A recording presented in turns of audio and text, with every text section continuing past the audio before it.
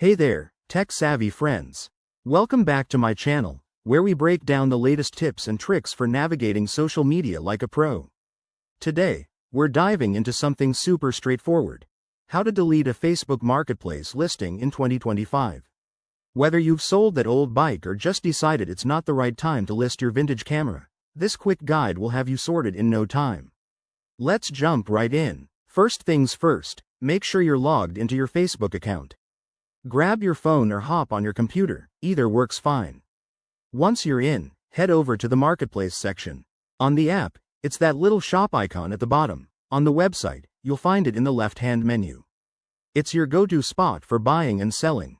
Now, locate the listing you want to delete. Scroll through your active listings or use the search bar to find it quickly.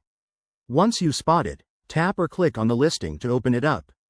Look for the three-dot menu icon. It's usually in the top right corner. This is where the magic happens.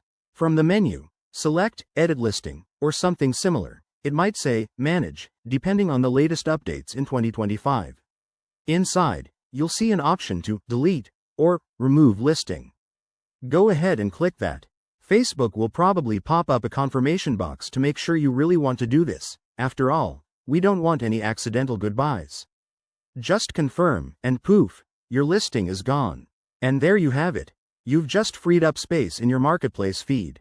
Remember, if your account has any special settings or if you're using the 2025 updates, double-check for any new prompts. If you run into any hiccups, feel free to leave a comment below. I'm here to help. Thanks for watching, and don't forget to like and subscribe for more handy tutorials. Catch you in the next one.